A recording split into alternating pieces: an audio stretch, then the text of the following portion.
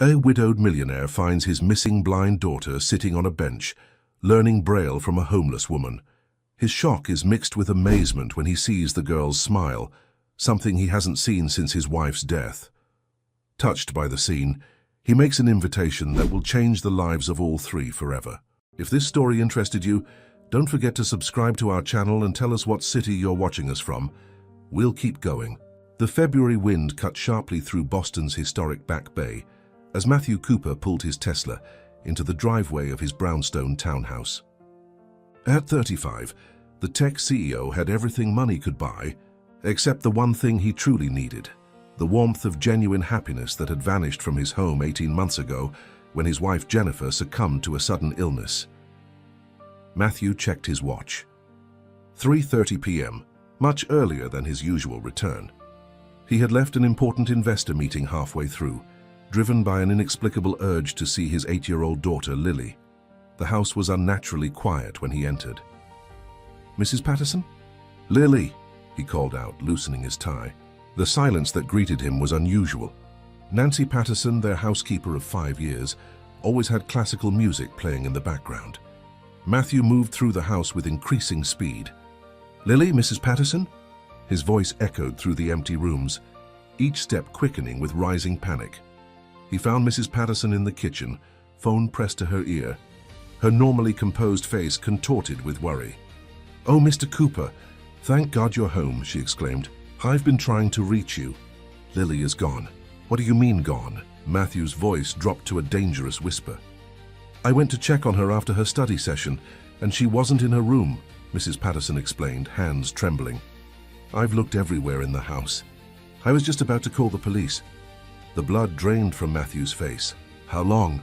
20 minutes, maybe 30. "I thought she might be playing hide and seek, but..." Matthew didn't wait for her to finish. He was already dialing his security team, mentally cataloging every person who might want to hurt him through his daughter. In the tech world, he had made powerful enemies. Within minutes, 4 of his company's security personnel arrived. Matthew divided them into search parties, assigning each a section of the neighborhood. His head of security, Jack, stayed with him as they began canvassing the area surrounding Commonwealth Avenue. "Did anything unusual happen today?" Matthew asked Mrs. Patterson as they walked briskly, scanning every corner, alley, and bench. "Nothing, sir," she replied, struggling to keep pace. "Lily was quiet during lunch, but that's not unusual lately. She's been so withdrawn since..." She stopped herself. Since Jennifer passed away, Matthew completed silently. He knew his daughter was suffering just as much as he was, perhaps more. Born with congenital blindness, Lily had always relied heavily on her mother, who had dedicated herself to ensuring her daughter's world was rich with sound, touch, and scent to compensate for what she couldn't see. As they approached Boston Public Garden, Matthew's phone rang. It was Ethan, one of the security team members. "Sir, I think we found her. Northeast corner of the public garden near the duck pond." Matthew broke into a run, his heart pounding against his ribs. 45 minutes of terror had aged him years. As he approached the location, he slowed, catching his breath. What he saw made him stop in his tracks. Lily sat on a park bench, her small fingers moving delicately across a page covered with raised dots.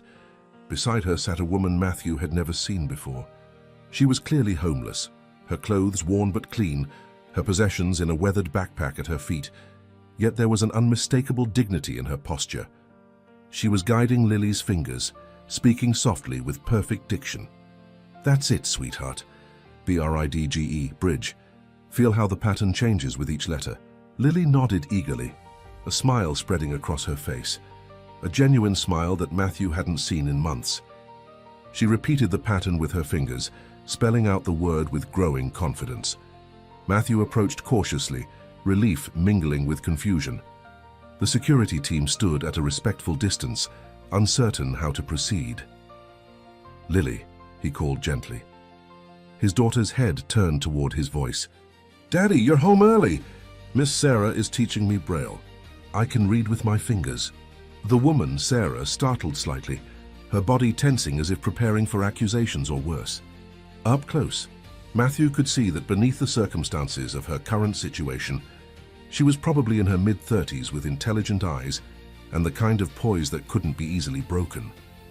"Mr. Cooper, "I presume," she said, her voice cultured and clear. "I apologize if I've caused any concern. Lily told me she lived nearby, and I should have insisted on taking her home, but we became so engrossed in our lesson." "How do you know my daughter?" Matthew asked, his tone guarded despite his amazement at Lily's transformation. Sarah hesitated, tucking a strand of auburn hair behind her ear. "We met by chance. I was reading a Braille book I keep with me, and Lily recognized the dots by touch. She was curious, so I offered to show her how it works.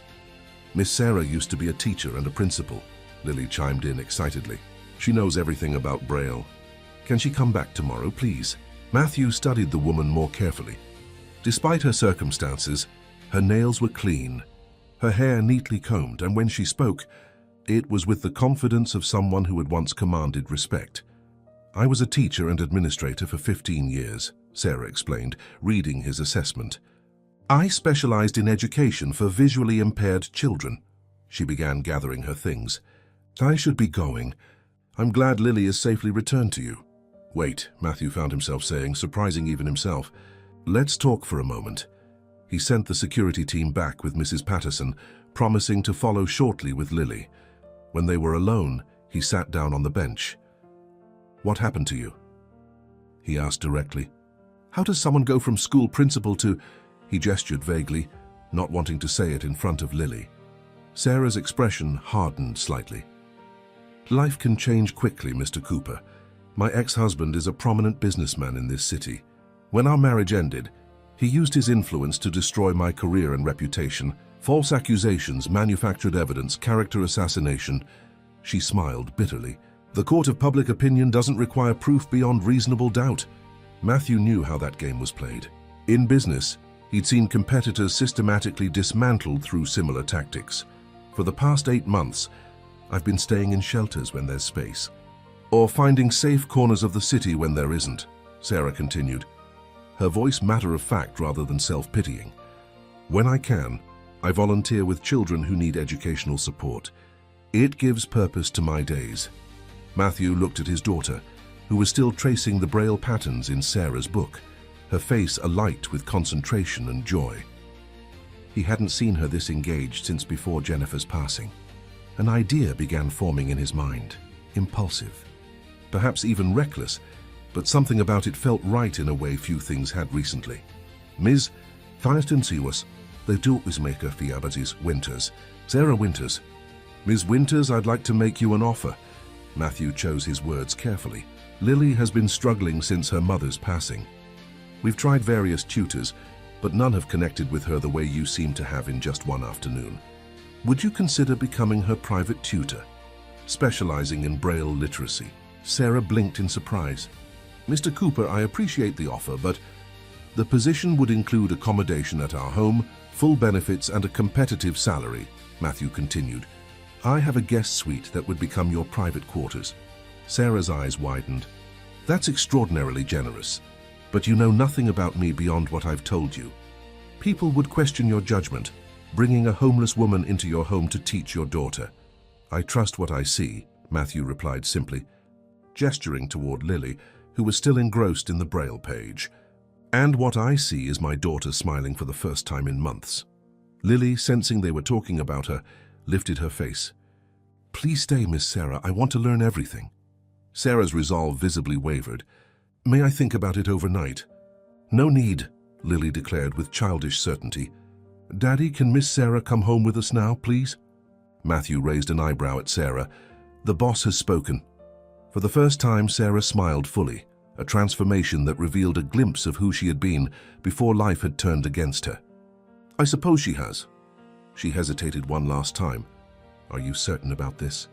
"I'm certain that my daughter deserves every opportunity to learn and be happy," Matthew answered. "The rest we can figure out as we go."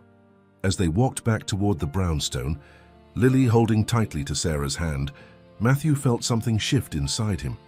Not happiness exactly, but perhaps the first crack in the ice that had encased his heart since losing Jennifer.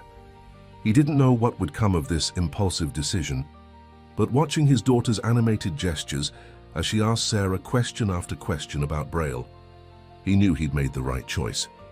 What he couldn't know was how this decision would reshape all their lives, or that the shadows from Sarah's past were already stretching toward his doorstep, ready to test the fragile new beginning they were about to create.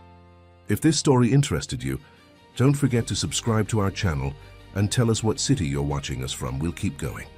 Sarah stood in the doorway of the guest suite, momentarily overwhelmed. After months of shelter cots and park benches, the spacious room with its queen-sized bed and adjoining bathroom seemed impossibly luxurious. Clean towels, still carrying the scent of fabric softener, were stacked neatly in the bathroom. On the bed lay a set of new pajamas and basic toiletries, emergency purchases Matthew had sent Mrs. Patterson to acquire while he and Sarah discussed initial arrangements in his home office. "This can't be real," Sarah whispered to herself, tentatively stepping into the room and setting down her worn backpack, everything she still possessed in the world. The hot shower that followed was her first in weeks.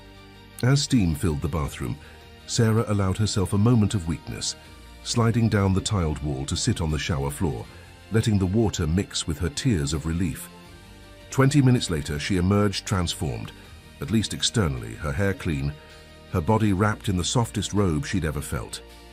A gentle knock on her door startled her. "Ms. Winters?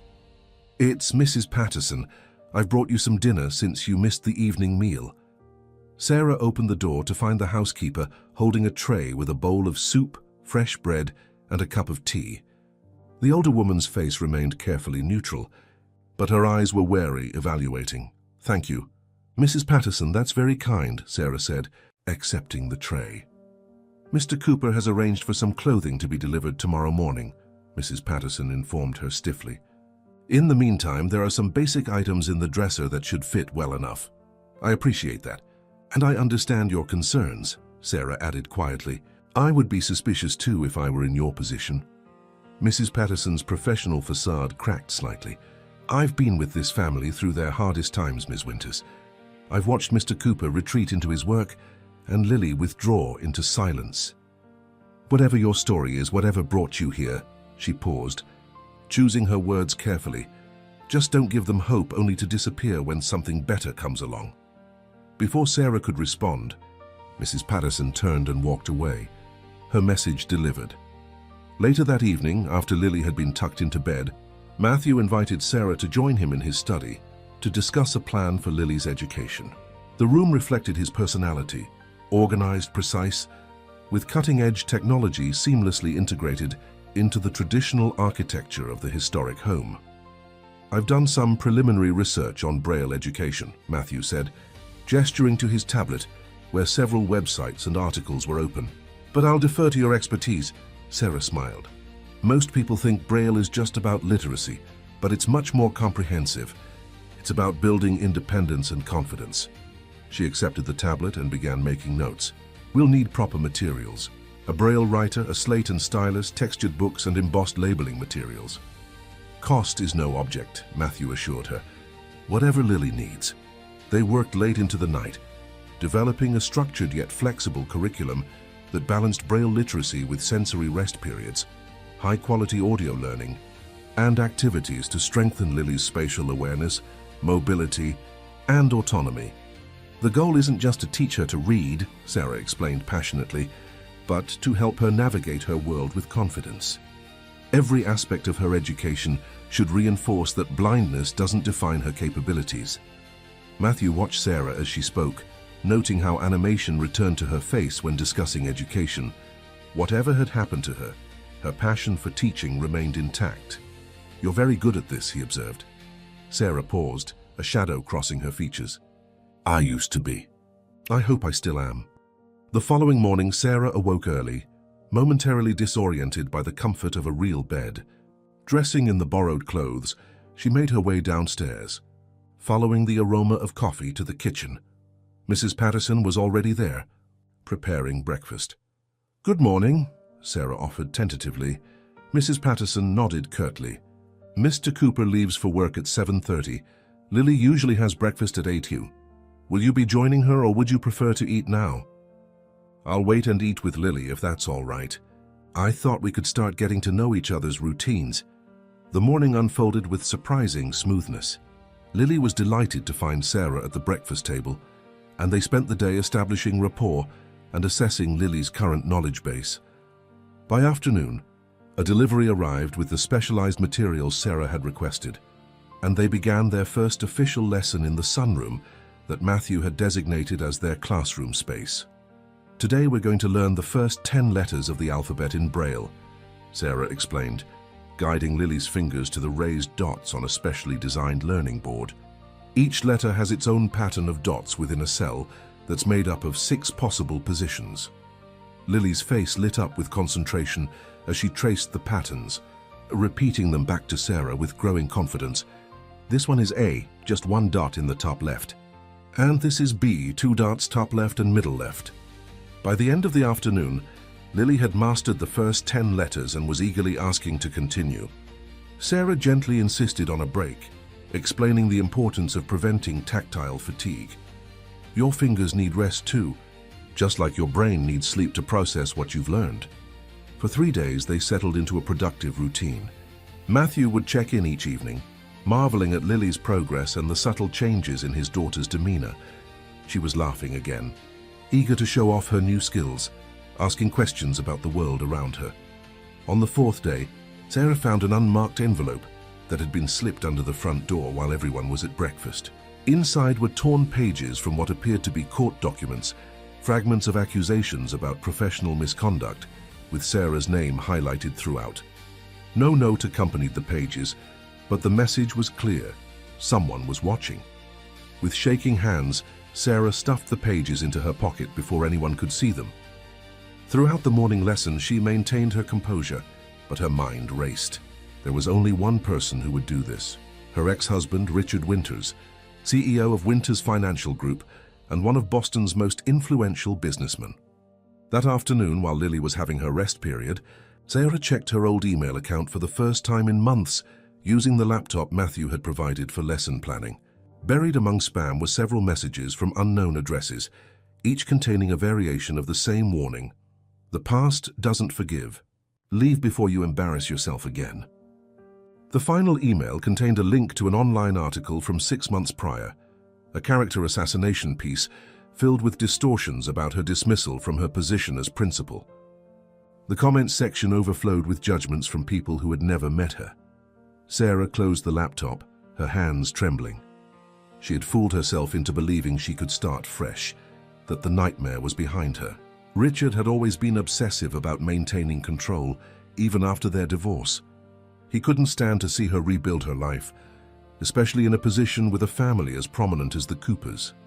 Later that afternoon, during their Braille practice session, Lily struggled with a particularly challenging sequence of dots. "I can't do it," she said, frustration edging into her voice. "My fingers aren't working right." "Try again," Sarah encouraged gently. "Remember, learning is about making mistakes, and I said I can't." Lily cried out, tears welling in her eyes. "It's too hard. I'll never get it." The outburst triggered something in Sarah, memories of Richard's constant criticism, his insistence that she would fail at anything she attempted without him. For a terrifying moment, she felt herself losing grip on her carefully maintained composure. She began, her voice unsteady. "Perhaps we should take a break." She stood abruptly, gathering the materials with trembling hands. "Maybe I'm not the right person to teach you after all." Lily's expression transformed from frustration to fear. "Are you going to leave?" Her small hands reached out, searching for Sarah. "Please don't go." "I'm sorry I got angry." The naked vulnerability in the child's voice pulled Sarah back from the edge. She took a deep breath, steadying herself. "No, Lily, I'm not leaving," she said, taking the girl's hands. "I just think we both need a little break. Learning Braille is challenging, and it's normal to feel frustrated sometimes." That evening, as Sarah prepared materials for an auditory exercise planned for the following day, she found herself whispering, "I don't know if I can survive another fall." The admission escaped her lips unbidden, her voice barely audible. From the doorway came the sound of a throat clearing. Sarah looked up to find Mrs. Patterson standing there, a basket of freshly laundered linens in her arms. The housekeeper's expression had softened from suspicion to something closer to concern. "Is everything all right, Ms. Winters?" she asked quietly. "Yes, of course," Sarah replied automatically, forcing a smile. Just talking to myself, a bad habit from too much time alone. Mrs. Patterson lingered, seeming to debate whether to speak further. Finally, she nodded and continued down the hallway, but not before Sarah caught a glimpse of something unexpected in the older woman's eyes. Not judgment, but compassion. Alone again, Sarah returned to her preparations, her resolve strengthening, despite the fear. She had survived Richard's worst before. She would find a way to protect this new beginning, not just for herself, but for Lily, a child who deserved a chance to learn and grow without shadows from adult conflicts darkening her world. What Sarah couldn't know was that the scattered pages and threatening emails were just the opening salvos in a campaign designed to drive her back to the margins of society, and that the man orchestrating it was already moving his more significant pieces into position. If this story interested you, don't forget to subscribe to our channel and tell us what city you're watching us from. We'll keep going. Despite the growing pressure from the shadows, something remarkable began happening within the Cooper household. What had once been a beautifully appointed but emotionally barren space slowly transformed, filling with sounds and sensations that had been absent since Jennifer's passing. Sarah introduced music into their daily routine, playing children's songs with simple, catchy melodies, while she and Lily prepared afternoon snacks in the kitchen. She taught Lily how different ingredients created unique textures and aromas, the grittiness of sugar between fingertips, the silky feel of melted chocolate, the brightness of lemon zest. Cooking is perfect for developing sensory awareness, Sarah explained to Matthew one evening as he watched them prepare apple slices with cinnamon. It engages all the senses simultaneously: texture, smell, taste, sound, and for those who can see, visual cues. Matthew leaned against the doorframe, tie loosened, briefcase forgotten by his feet. I never thought of it that way. Most people don't, Sarah replied, guiding Lily's hands as she sprinkled cinnamon. Our society is so visually oriented that we forget how much information comes through our other senses. Later that week, Sarah organized their first sensory treasure hunt. She hid objects throughout the main floor of the house, each with distinctive tactile patterns: a pine cone, a satin ribbon, a piece of corrugated cardboard, a smooth stone. For each item, she created a clue written in Braille that Lily had to decipher to find the next object. The clues aren't just about location, Sarah explained to a fascinated Matthew, who had come home early to observe. They incorporate spatial concepts, cardinal directions, and counting steps. It's mathematics, literacy, and mobility training disguised as play. Lily moved through the house with growing confidence, her hands extended not with uncertainty but with purpose, counting steps aloud, turning precisely at landmarks she had memorized. When she successfully found the final treasure, a small music box with a ballerina that spun to Swan Lake, her triumphant smile lit up the room. "Did you see that, Daddy? I did it all by myself." Matthew's throat tightened with emotion. "I saw, sweetheart. You were amazing." In the evening, Sarah introduced a new bedtime ritual. Instead of simply reading stories, she transformed them into immersive experiences. Each character received a distinct voice, and Sarah incorporated sound effects and tactile props that corresponded to elements in the story. A silk scarf became the wind, a spray bottle provided the sensation of mist, and a small fan created the feeling of a breeze. "Close your eyes," Sarah instructed Matthew one night when he joined them for story time. "Experience the story the way Lily does."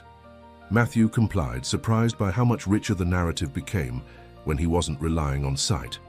The story, a simple tale about a lost duckling finding its way home, took on new dimensions through Sarah's storytelling. He found himself genuinely disappointed when it ended. "Again," Lily pleaded, echoing his unspoken desire. "Tomorrow night," Sarah promised, tucking the girl in. "Stories are sweeter when you have to wait for them." As Lily drifted to sleep, Matthew and Sarah retreated to the hallway.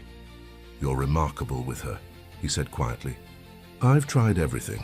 Specialists, therapists, even a child psychologist after Jennifer's passing.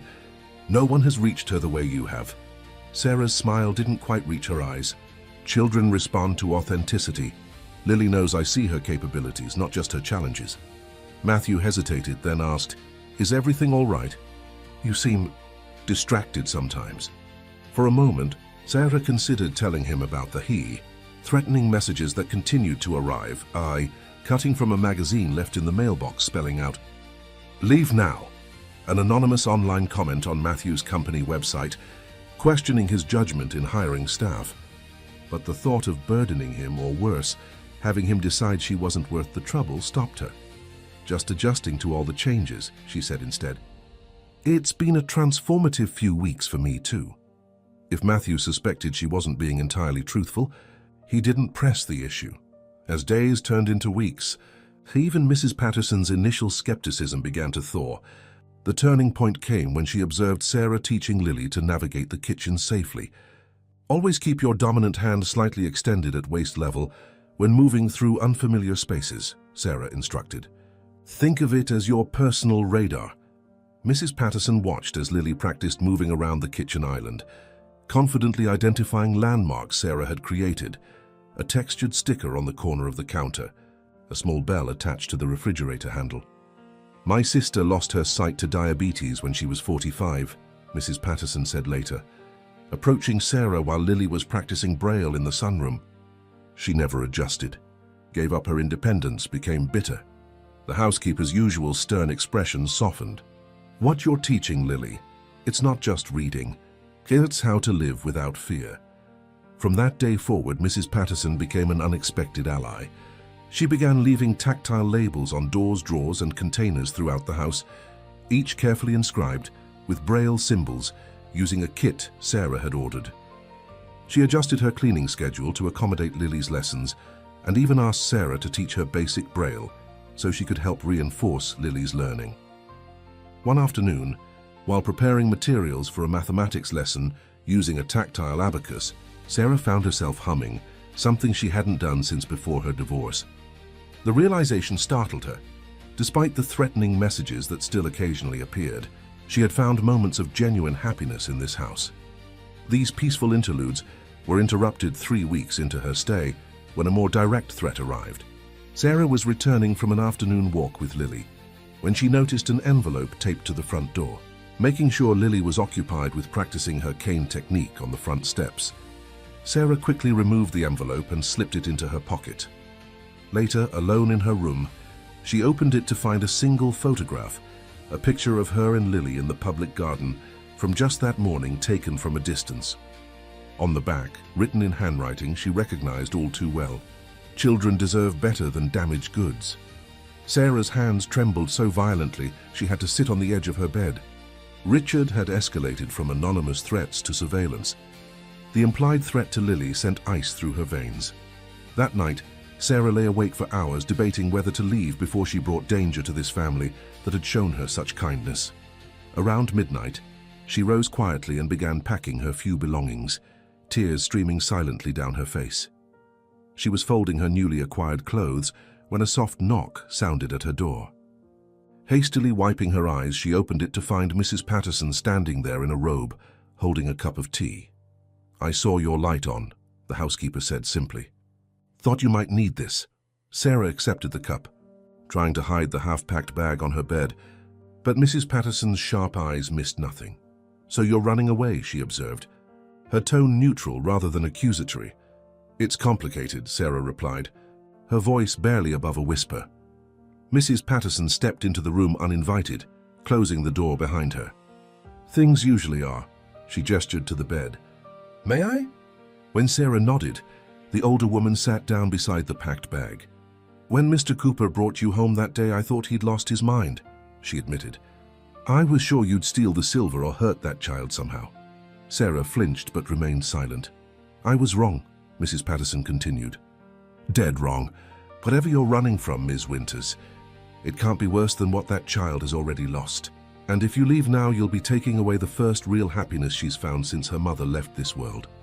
"You don't understand," Sarah whispered. "I could be putting her in danger by staying." "Is that what those notes have been saying? The ones you've been hiding?" Sarah's head snapped up in surprise. "I've been a housekeeper for 30 years, Ms. Winters.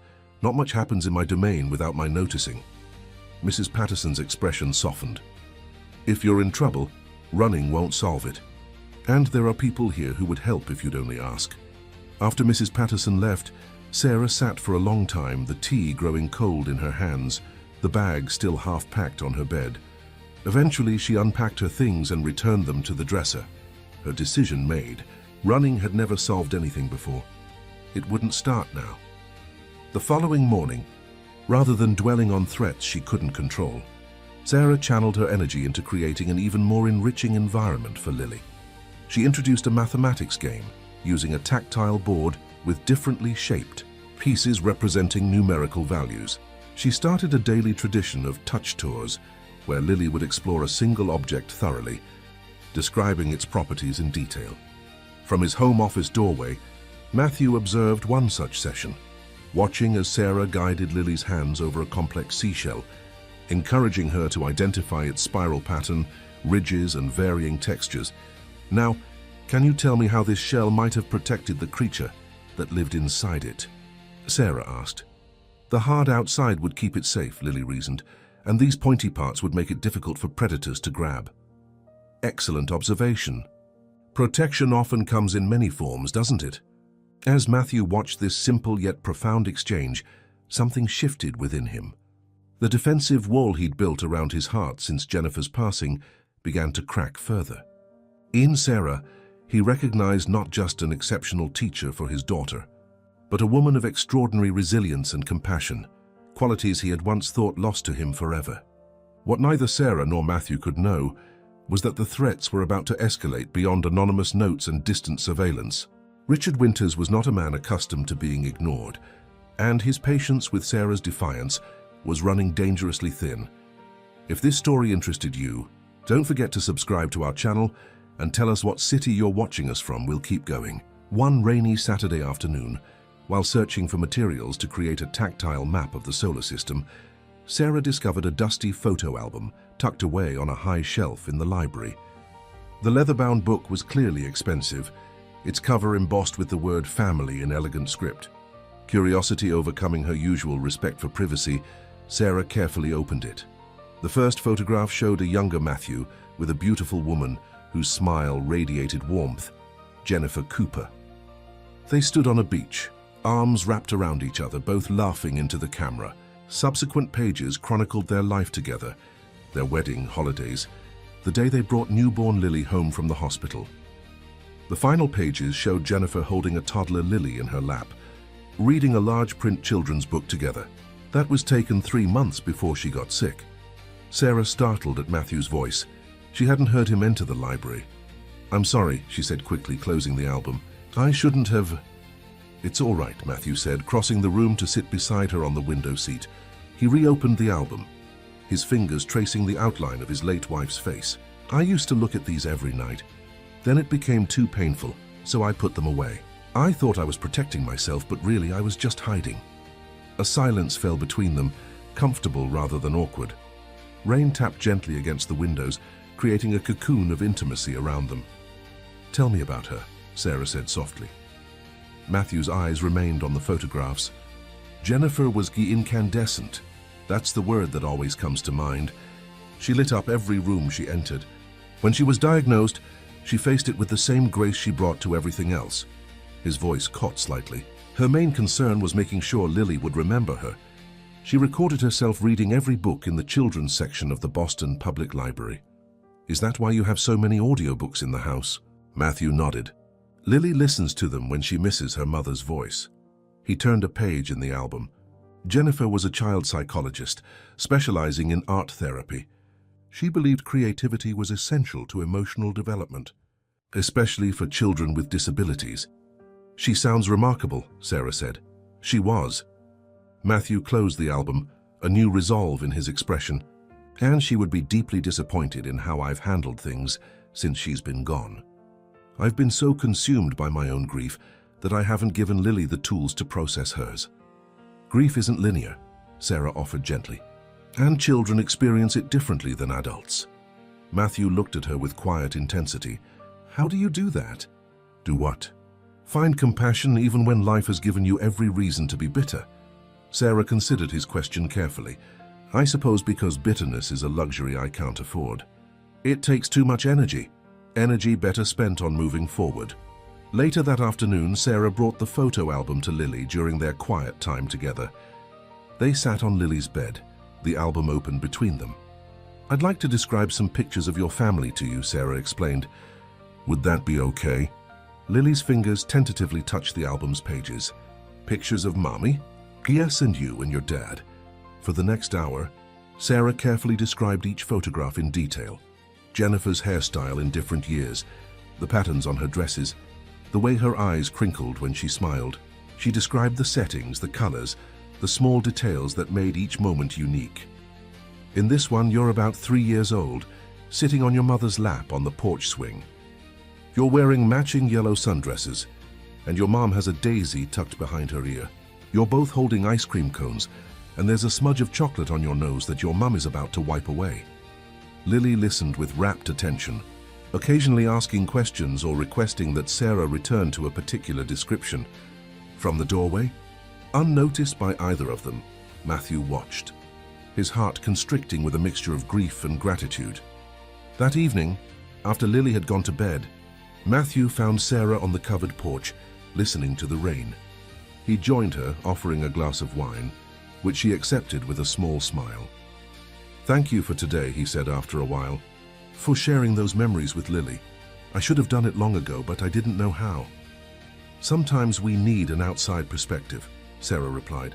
"Someone who can see the forest when we're lost among the trees." They sat in companionable silence, sipping their wine and listening to the symphony of raindrops on the roof.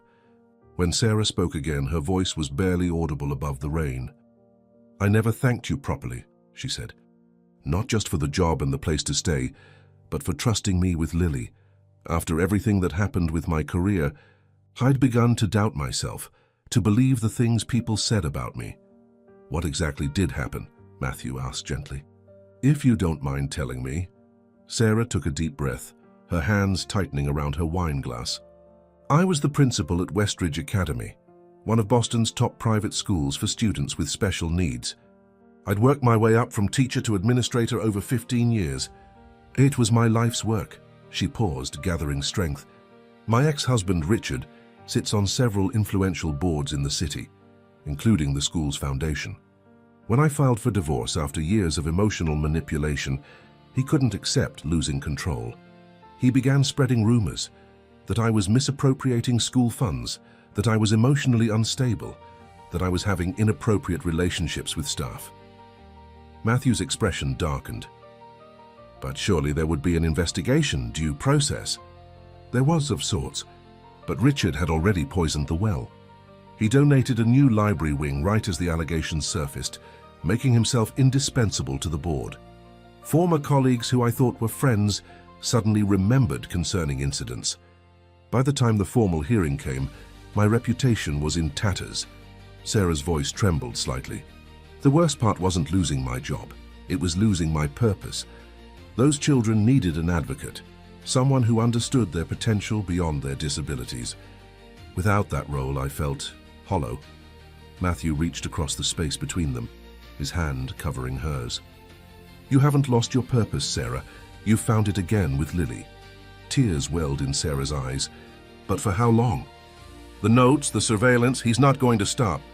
"Richard can't stand to see me rebuild my life, especially not with someone like you." "What do you mean, someone like me?" "Successful, respected. In his mind, that validates me, proves he was wrong. And Richard can never be wrong." She withdrew her hand from his, wiping away tears. "I'm afraid he'll find a way to poison this too, the way he did everything else." Matthew's jaw tightened. "Let him try. I'm not some school board he can intimidate with donations. I've dealt with corporate sharks and hostile takeovers. One vindictive ex-husband doesn't scare me." Sarah gave him a sad smile. "You don't know Richard. He's patient, methodical. He'll wait for the perfect moment, then strike where it hurts most." "Then we'll be ready," Matthew said with quiet determination. He hesitated, then added, "I wasn't there for Jennifer at the end. I was in Tokyo, closing a deal I thought couldn't wait. By the time I got back," his voice broke, "I won't make that mistake again. Some things are worth fighting for." The intensity in his eyes made Sarah look away, her heart beating faster. The air between them seemed charged with unspoken possibilities. The moment was interrupted by Lily's voice calling from upstairs. "Daddy, Miss Sarah?" "I had a bad dream." They both rose immediately, the intimate conversation suspended. As they climbed the stairs together, Matthew's hand lightly touched the small of Sarah's back, a casual gesture of support that nonetheless sent warmth spreading through her. In Lily's room, they found her sitting up in bed, her unseeing eyes wide with residual fear from her nightmare. "There was a man trying to take me away," she explained as Sarah sat beside her, stroking her hair. "He said I belonged with him, not with you." Sarah's blood ran cold, but she kept her voice steady. "It was just a dream, sweetheart. You're safe here with us." Matthew sat on the other side of the bed. "Nothing is going to take you away from us, Lily. I promise." "Can you both stay until I fall asleep?" Lily asked in a small voice, like a real family. The request hung in the air, innocent yet laden with implications. Sarah glanced at Matthew, uncertain how to respond. "Of course we can, sweetheart," Matthew said, reaching across his daughter to squeeze Sarah's hand reassuringly. "That's what families do. They stay together when one of them is afraid." As Lily drifted back to sleep between them, her small hand clutching Sarah's, the tutor found herself confronting an uncomfortable truth.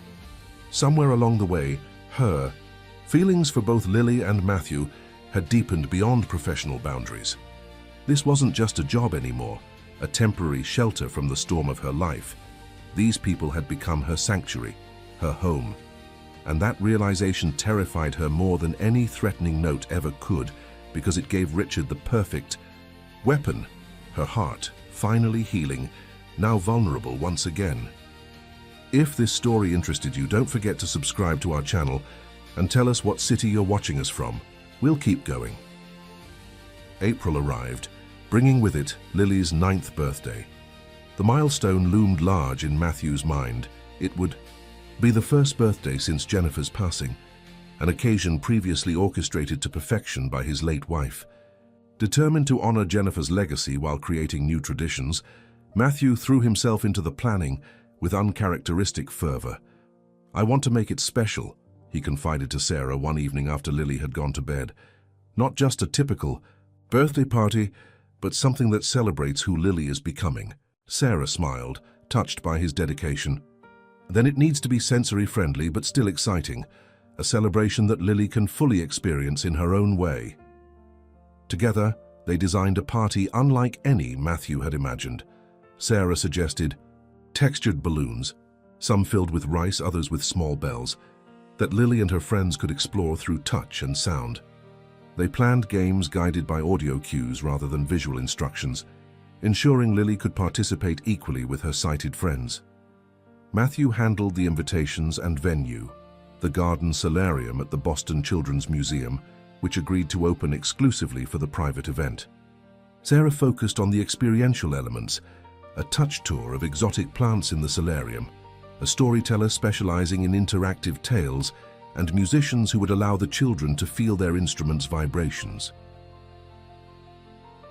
3 days before the party, Matthew approached Sarah with an elegant blue box tied with a silver ribbon. "What's this?" she asked, surprised. "Open it," he urged, an unusual nervousness in his voice. Inside lay a cocktail dress in a deep sapphire blue, the fabric luxurious and flowing. Nestled beside it was a small card in Matthew's handwriting. "For giving Lily back her smile. For giving me back hope. Thank you. Matthew." Sarah's fingers traced the silken material, emotion tightening her throat. "Matthew, I can't accept this. It's too much." "Please," he said quietly. "I'd like you to wear it to Lily's party. Not as her tutor, but as our guest of honor, the woman who helped us find our way back to living." Their eyes met, and the current that had been building between them over the past weeks intensified. Sarah found herself unable to look away from the warmth in his gaze. "All right," she whispered, surprising herself with her acceptance. The day of the party arrived with perfect spring weather. The solarium glowed with filtered sunlight, its glass panels casting rainbow prisms across the specially arranged sensory stations. Balloons with varying textures floated throughout the space, while Braille labels identified each activity center. While Matthew greeted guests at the entrance, Sarah helped Lily prepare in a small side room. She had arranged for a special birthday outfit, a dress with subtle tactile elements sewn into the design, allowing Lily to see her own party dress through touch. "Will I look pretty, Miss Sarah?" Lily asked as Sarah fastened a flower clip in her hair. "You look absolutely beautiful," Sarah assured her, guiding Lily's hands to feel the delicate petals of the hair accessory, like a spring princess. "Will Daddy think I'm pretty too? He'll think you're the most beautiful girl in the world," Sarah replied honestly. Lily's expression grew serious. "Miss Sarah, can I ask you something important?" "Of course, sweetheart. Do you like my daddy? Not just as my teacher, but like how princesses like princes in stories." The directness of the question caught Sarah off guard. Well, your father is a wonderful man," she stammered, grateful that Lily couldn't see the blush spreading across her cheeks. Lily nodded sagely. "I think he likes you too. He sounds different when he talks to you, softer, like how he used to talk to Mommy." Before Sarah could formulate a response, a knock at the door announced Matthew's arrival. "Are my favorite ladies ready? The guests are all here." The party unfolded beautifully. Children moved from station to station, experiencing the celebration through all their senses.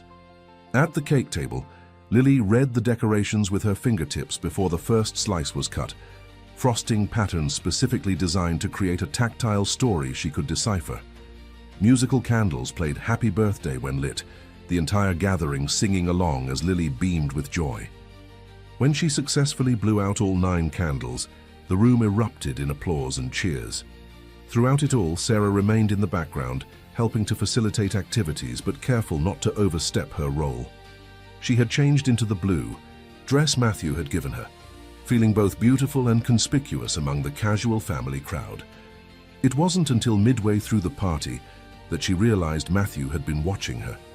Each time she glanced up, she caught his gaze following her across the room, a look of quiet admiration in his eyes that made her heart flutter in a way she had thought impossible after Richard's systematic destruction of her self-worth.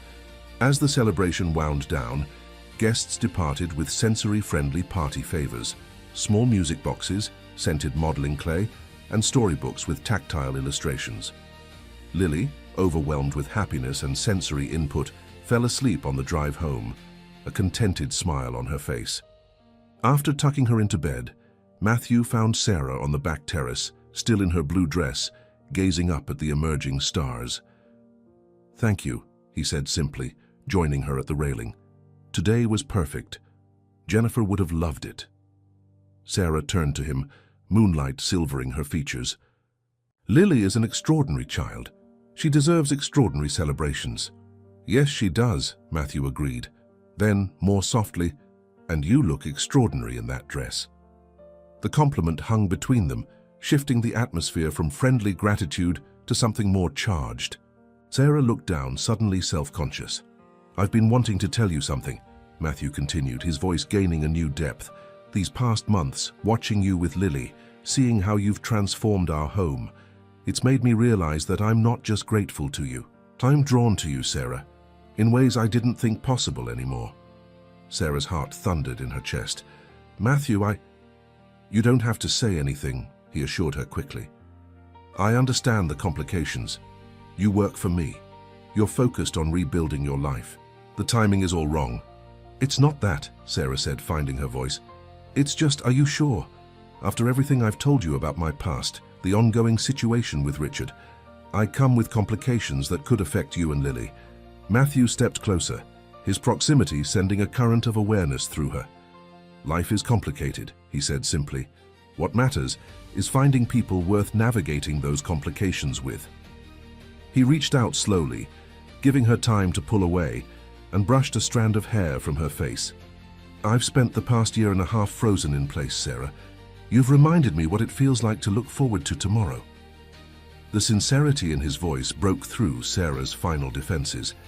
She had been fighting her feelings for weeks, telling herself it was inappropriate, that she was just grateful for his kindness, that she was projecting because of her vulnerability. But standing here now, she could no longer deny the truth. "I'm scared," she admitted, her voice barely above a whisper. "Not of you, but of hoping again." of building something beautiful only to watch it be destroyed. "I can't promise that won't happen," Matthew said honestly. "But I can promise to stand beside you whatever comes, not as your employer but as your partner." The word partner resonated through Sarah like a bell tone. Partnership, something Richard had never offered in their entire marriage, where she had always been a possession rather than an equal. Moonlight bathed the terrace as Matthew slowly leaned forward, giving her every opportunity to step back. Instead, Sarah closed the distance between them, her lips meeting his in a kiss that felt like coming home after years of wandering. His arms encircled her waist, drawing her closer as the kiss deepened, speaking all the words they had left unspoken over the past months. When they finally parted, Matthew rested his forehead against hers. "I don't want to rush this," he murmured. "Lily needs stability, and you deserve a proper courtship after everything you've been through." Sarah smiled, genuine happiness warming her from within. "I'd like that." They remained on the terrace late into the night, talking about everything and nothing, hopes, fears, favorite books, childhood memories. For the first time in years, Sarah allowed herself to envision a future filled with possibility rather than dread. What neither of them noticed was the distant flash of a camera lens from across the street, capturing their intimate moment in sharp digital clarity. Nor could they hear the soft curse of the photographer as he sent the images to his employer with a single-line text: "Confirmation obtained." In his penthouse office overlooking Boston Harbor, Richard Winters examined the photographs on his tablet, his handsome face hardening into cold calculation. His ex-wife had defied expectations once again, somehow insinuating herself into the household of one of Boston's most eligible widowers. The humiliation of it burned like acid in his stomach.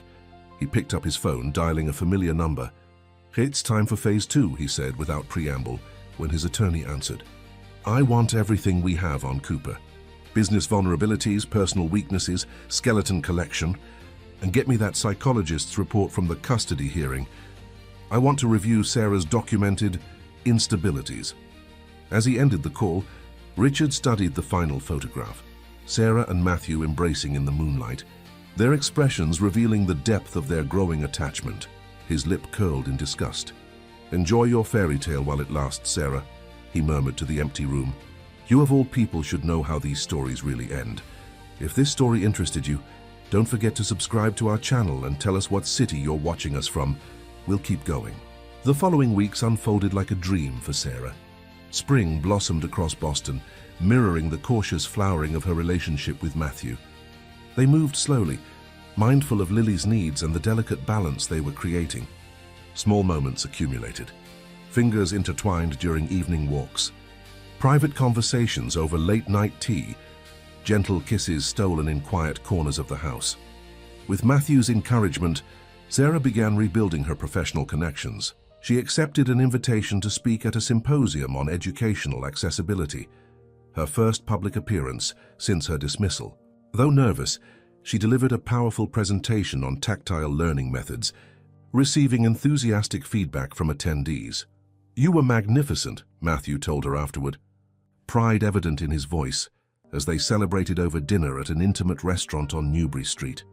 "Did you see how everyone was hanging on your every word?" Sarah laughed softly. "I was too busy trying not to faint from nervousness. But it felt good to be taken seriously again, to share what I know." The threatening messages had ceased in recent weeks, leading Sarah to hope that perhaps Richard had lost interest or found another target for his manipulations. She allowed herself to relax, to believe that the shadow he had cast over her life might finally be receding. On a perfect May afternoon, Matthew surprised Sarah with an invitation. "I'd like to take you somewhere special this weekend," he said casually as they worked side by side in the garden, planting sensory plants for Lily, lavender for fragrance, lamb's ear for texture. "Oh? Where are we going?" Sarah asked, brushing soil from her hands. Matthew's eyes twinkled mysteriously. "It's a surprise. Just wear something nice. We'll be outdoors, but it's a bit formal." Saturday arrived with ideal weather, sunny and mild with a gentle breeze. Matthew was uncharacteristically nervous as he helped Lily select an outfit for her sleepover at her friend Emma's house. "Are you going to ask Miss Sarah to marry you?" Lily asked bluntly as Matthew fumbled with her shoelaces. He froze, then laughed softly. What makes you think that? Lily's unseeing eyes seemed to look right through him.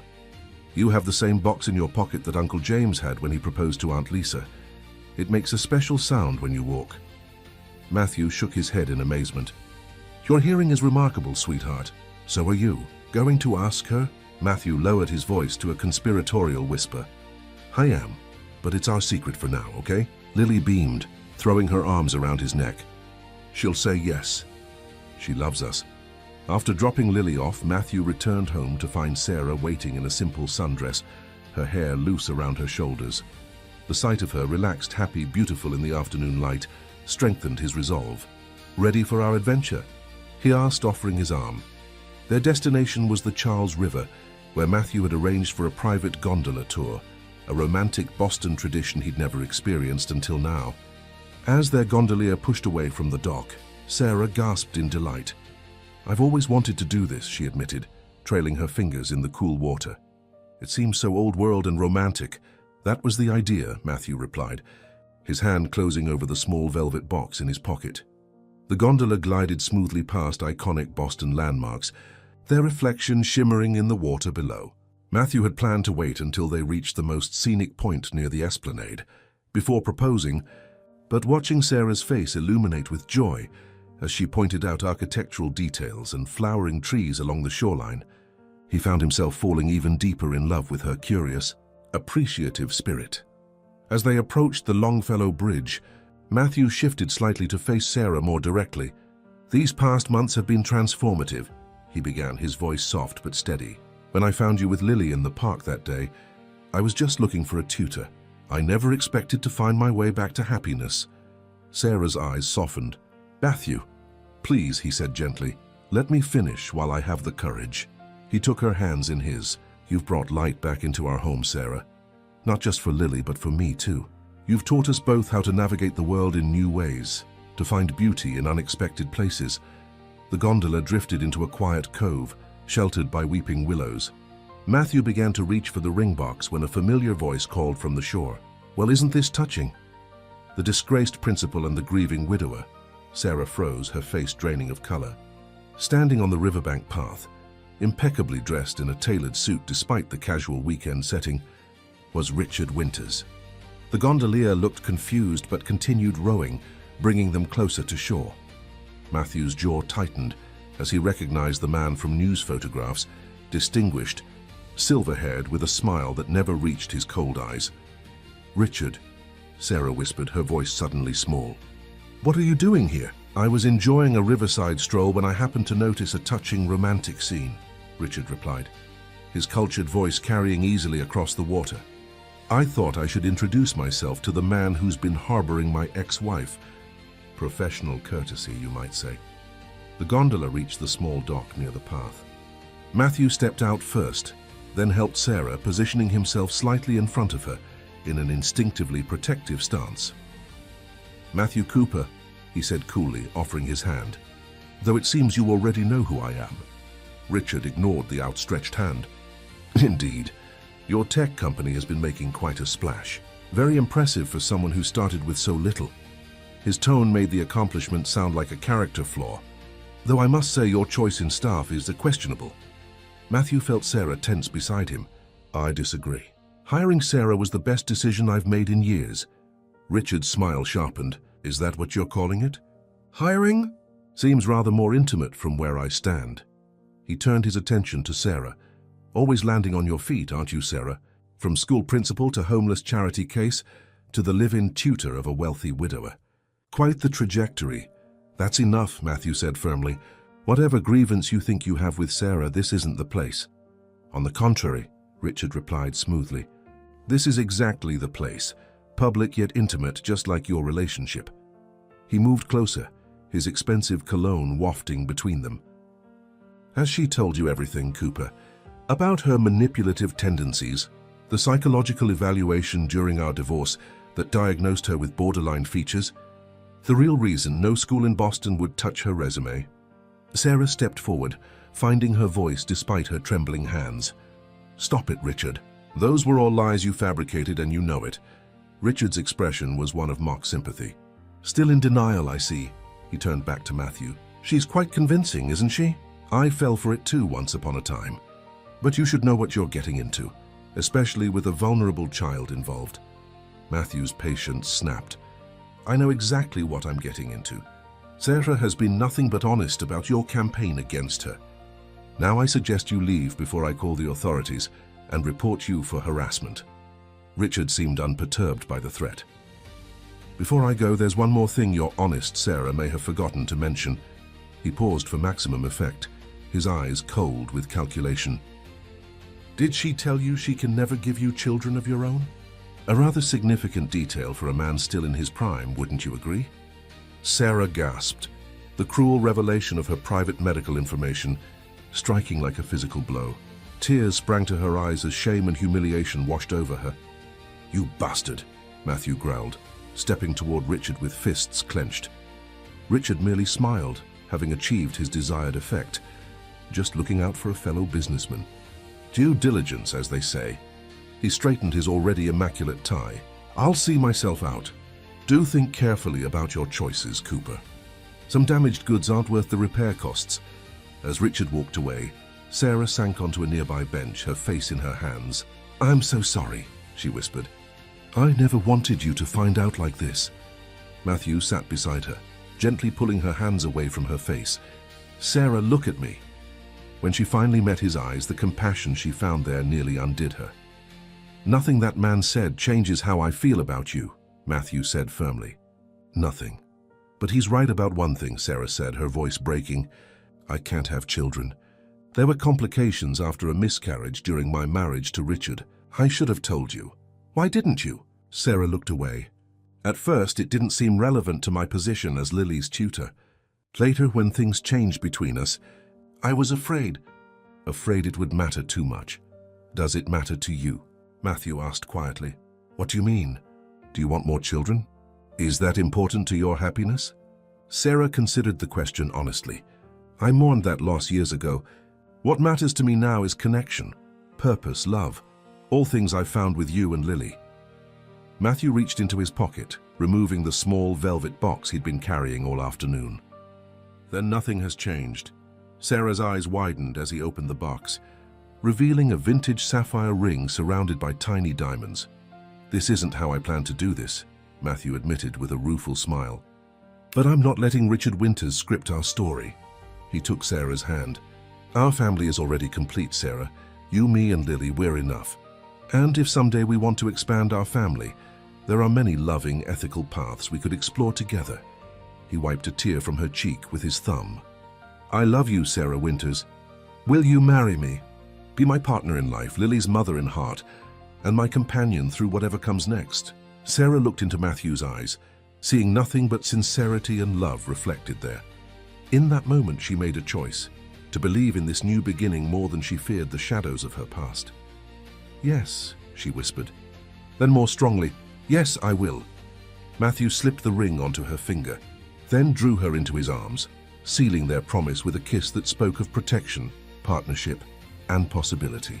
Around them, a few passers-by smiled at what appeared to be a romantic proposal by the Charles River, unaware of the battle that had just been fought and won on that peaceful stretch of shoreline.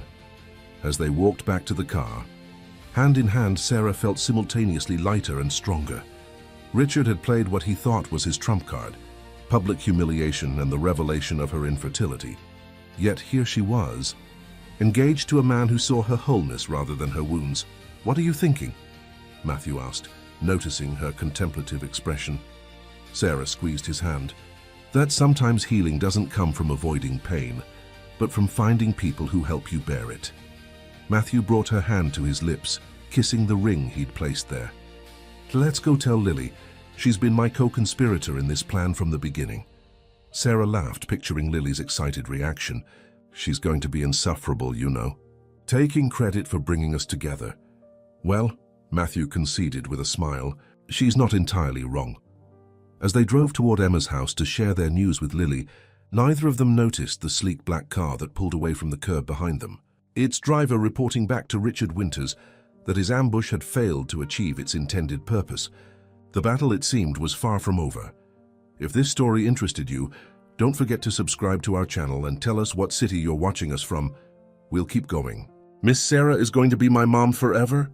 Lily's face illuminated with joy when Matthew and Sarah shared their news, her small hands reaching out to touch Sarah's face as if to confirm the reality of this development.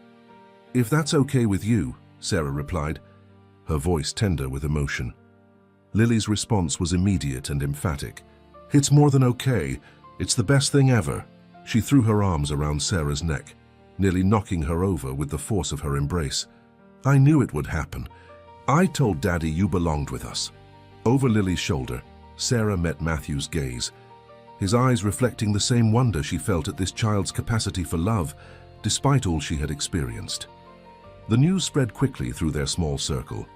Mrs. Patterson received the announcement with uncharacteristic emotion, her usual stoicism cracking to reveal genuine happiness. About time, she said gruffly, though her eyes shone with unshed tears. This house needs a proper family again. In the weeks that followed, they began planning a simple but meaningful ceremony. Sarah was adamant that every aspect should be accessible and inclusive for Lily. I want her to experience this fully, she explained to Matthew as they discussed options. Not just be present for it. Together, they designed invitations with both traditional print and Braille, selected a venue with tactile pathways for navigation, and chose music that Lily had helped select, pieces with emotional resonance that told their story through sound rather than just visual pageantry. Sarah found unexpected joy in these preparations, healing old wounds as she created new traditions. Unlike her first wedding, which had been orchestrated entirely to Richard's specifications, with little regard for her preferences, this planning process was a true partnership.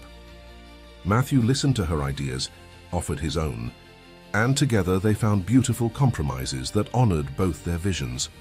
One evening, as they finalized the ceremony details at the kitchen table, Matthew noticed Sarah becoming quiet, a familiar crease appearing between her eyebrows that signaled worry. "What is it?" he asked gently. Sarah hesitated before responding. "It's been too quiet.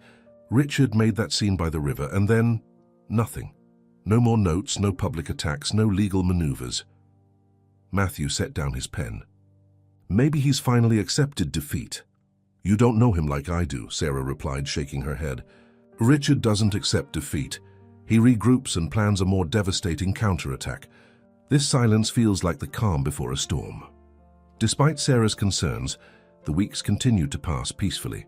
Summer arrived in Boston, bringing warm days and golden evenings.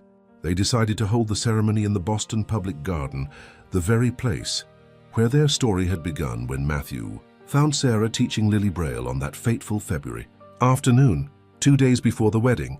Sarah was helping Lily practice walking down the aisle when Mrs. Patterson appeared at the doorway of the sunroom, her expression troubled. "Ms. Winters, there's someone at the door for you." "A courier with a legal document requiring signature." Sarah's stomach knotted with dread. She squeezed Lily's hand reassuringly before following Mrs. Patterson to the foyer, where a young man in a courier's uniform waited with a thick envelope. "Sarah Winters," he confirmed, extending an electronic signature pad.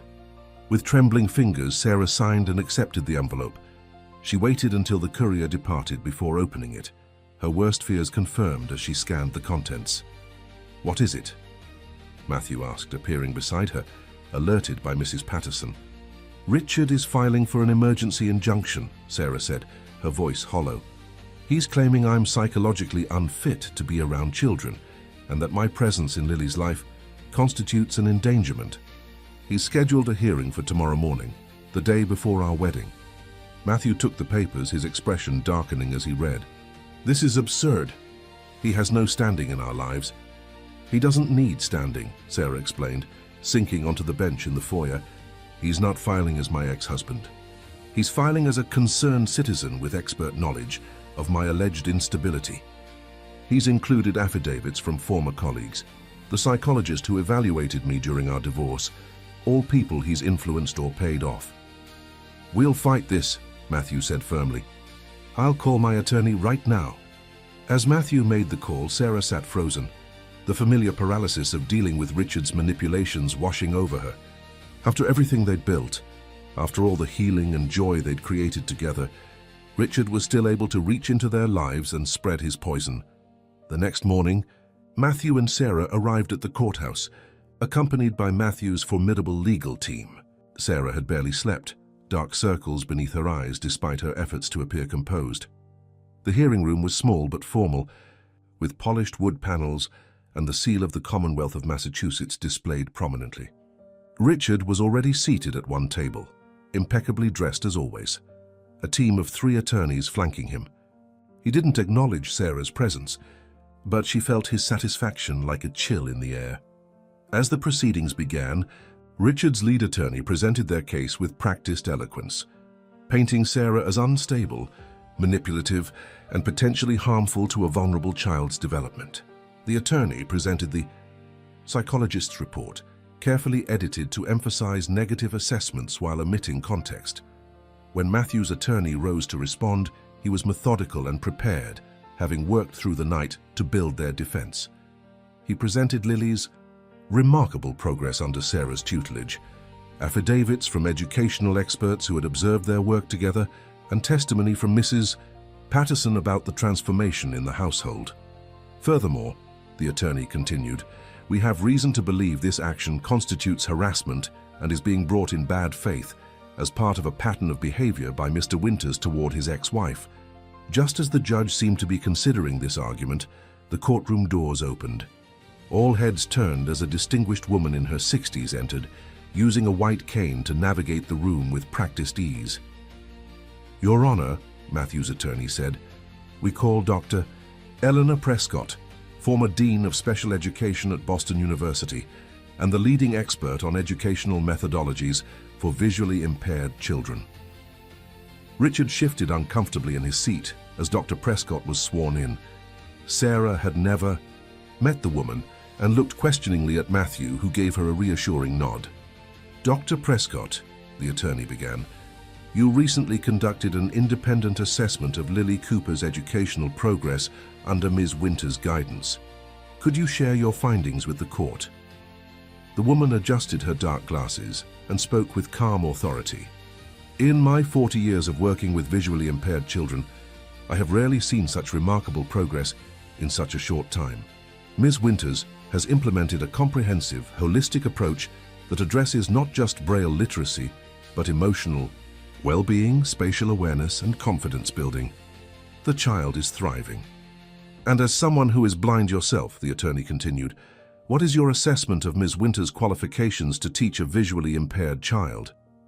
Exceptional, Dr. Prescott replied without hesitation. Ms.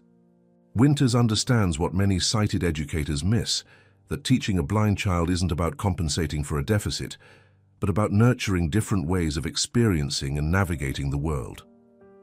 The questioning continued, with Dr. Prescott systematically dismantling each of Richard's claims about Sarah's fitness as an educator.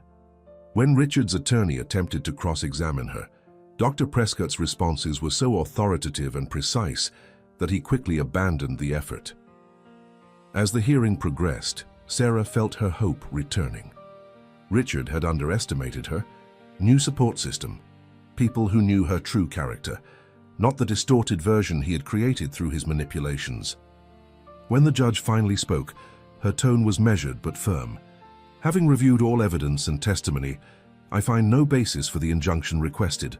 The petition is denied. She looked directly at Richard. Furthermore, Mr. Winters, I am concerned about the motivation behind this filing. Should there be further actions that appear retaliatory or harassing in nature, this court will not look favorably upon them. Relief flooded through Sarah so intensely that she nearly collapsed, steadied by Matthew's supportive arm around her shoulders. Across the room, Richard's face remained impassive, but the tightening of his jaw revealed his fury at this public defeat. As they gathered their belongings to leave, Richard approached, his voice low enough that only Matthew and Sarah could hear. This isn't over. You may have won today, but actually it is over, Matthew interrupted, his voice quiet but authoritative. My legal team has prepared a comprehensive restraining order against you, documenting every note, every surveillance photo, every act of harassment. One more move against Sarah or my family, and it will be filed. along with a very public lawsuit that will detail exactly how you've abused your position and influence to terrorize your ex-wife. Richard's confident facade faltered slightly. You wouldn't risk the publicity? Try me, Matthew replied evenly. Some things are worth fighting for, regardless of the cost. Sarah is one of them. Before Richard could respond, Dr. Prescott approached them, her cane tapping lightly on the polished floor. Ms. Winters, it was an honor to speak on your behalf today. Your work with Lily Cooper represents the best practices in our field. Thank you, Dr. Prescott, Sarah replied sincerely. Your testimony made all the difference. Not my testimony, the older woman corrected with a smile. Or your work. Excellence speaks for itself. She turned in Richard's direction, though she couldn't see him, and bullies eventually lose their power when good people stand together. With those words hanging in the air, they left the courthouse. Richard standing alone as his attorneys packed up their unsuccessful case. The morning of the wedding dawned clear and perfect. In the Boston Public Garden, chairs had been arranged in a semicircle around a simple archway adorned with fragrant flowers. Tactile markers lined the pathways, and programs printed in both standard text and Braille waited on each seat. In a small tent set up for the bridal party, Sarah stood in a simple but elegant ivory dress, her hands trembling slightly as Mrs. Patterson helped adjust her veil. You look beautiful, the housekeeper said, her usual gruffness softened by the occasion. Like you belong in a fairy tale. A gentle knock sounded at the tent flap, followed by Lily's voice. Miss Sarah, can I come in? Sarah smiled. Of course, sweetheart. Lily entered, resplendent in a pale blue dress with subtle tactile embellishments that she could appreciate through touch. In her hands she carried a small velvet box. Daddy asked me to give you this, she said, extending the box. He said it's a tradition. Inside, Sarah found a delicate pearl bracelet with a small note. Something borrowed. This was Jennifer's. She would be happy it's being worn today by the woman who helped heal our family. All my love, Matthew. Tears welled in Sarah's eyes as Mrs. Patterson helped her fasten the bracelet. The gesture touched her deeply, not just Matthew's generosity, but his ability to honor Jennifer's memory while embracing their future together. Are you ready? Lily asked, her face alight with excitement. I get to lead you down the aisle. Daddy showed me exactly how many steps and where to turn and everything. Sarah knelt to embrace the child who had changed her life. I'm ready. Lead the way. The ceremony was everything they had hoped for, intimate, accessible, and profoundly moving. When Lily guided Sarah down the aisle, her small hand confidently leading the way, there wasn't a dry eye among the guests. Matthew waited. Beneath the flower-covered arch, his expression a mixture of awe and joy as he watched the two most important people in his world approach. The vows they exchanged were both spoken aloud and presented in Braille on small cards, allowing Lily to read along as they made their promises. When they spoke of building a life centered on love, acceptance, and growth, the words weren't just romantic sentiments, but principles they had already begun living together. As the officiant pronounced them husband and wife, Matthew and Sarah sealed their union with a kiss that represented not just romantic love, but the culmination of a journey from isolation to connection, from brokenness to wholeness. At the Esau reception held in the garden's picturesque gazebo, Lily insisted on making a toast, carefully rehearsed and delivered with the confidence Sarah had helped nurture. Before Miss Sarah came to teach me Braille, our house was really quiet, she began, her small voice carrying in the hushed space. Daddy worked all the time, and I didn't laugh very much. But Miss Sarah, Mom, she corrected herself with a bright smile, taught us both how to be happy again. She says I read with my fingers, but she taught Daddy and me to see with our hearts. Sarah's eyes filled with tears as Matthew squeezed her hand beneath the table, both of them overwhelmed by the wisdom in their daughter's simple words. As the celebration continued into the evening, with music filling the air and laughter echoing through the garden, Sarah found a moment of quiet reflection. Standing at the edge of the gathering, she watched as Matthew twirled Lily in a dance, their faces illuminated with joy.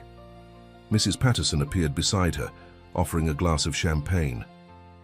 Quite a journey from that park bench in February, she observed.